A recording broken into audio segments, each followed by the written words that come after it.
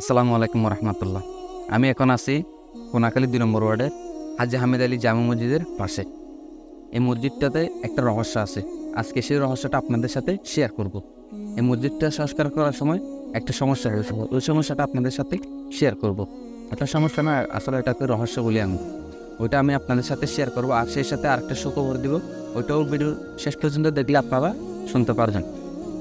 এটা 2 নম্বর ওয়ার্ডের হাজী হামিদ আলী জামে মসজিদ। এই মসজিদটা সংস্কার করা হয় প্রায় 3-4 বছর আগে, কিন্তু 5-6 বছর আগে এটাতে নামাজ পড়ার মতো অবস্থা ছিল না। এটা খুবই খারাপ অবস্থা হয়ে গেছিল।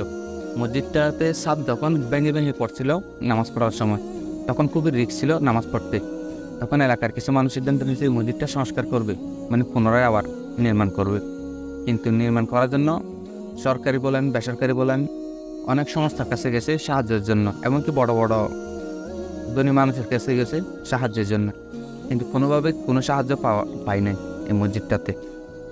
তখন ওরা 5 বছর চেষ্টা করার পর এই মসজিদটা নির্মাণ করবে না এইভাবে কিছু মানুষ ছেড়ে চলে গেছে, কাজ করবে না এইভাবে।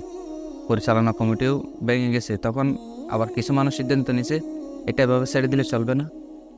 ওরা কয়েকজন মিলে সিদ্ধান্ত নিয়েছে যে এখানে যে এই মহল্লায় যতগুলো ঘর আছে প্রত্যেক ঘর থেকে কিছু টাকা নির্ধারণ করে তারপর মসজিদের কাজ শুরু করবে।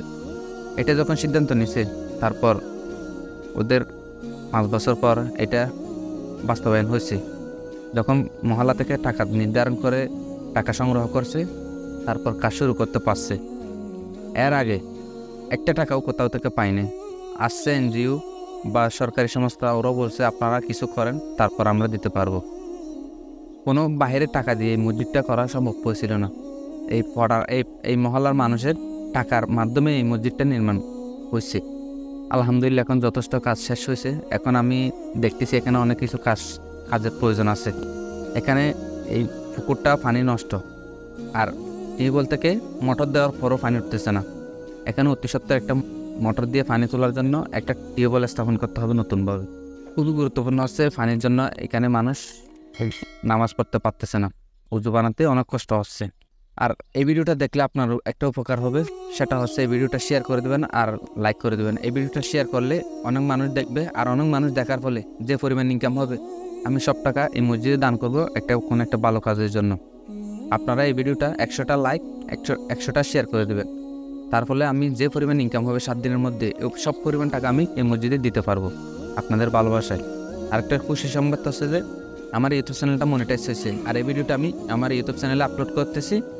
এই 7 দিনের মধ্যে যে পরিমাণ অর্থ হবে, ওই সব অর্থ আমি এই মসজিদে দান করে দেবো। আর এই মসজিদটাতে অনেকটা কাজ বাকি আছে। আপনারা যদি শেয়ার করেন তাহলে কোনো একটা ধনী মানুষের সামনে যাইতে পারে এই ভিডিওটা, আর যাইলে উনি হয়তো অনুদান দিতে পারে এই মসজিদের জন্য। এই মসজিদে বাথরুম করতে হবে, টিউবওয়েল বসাতে হবে, পুকুরের জন্য গার্ড করতে হবে, আরও অনেক কিছু বাকি আছে এই মসজিদে।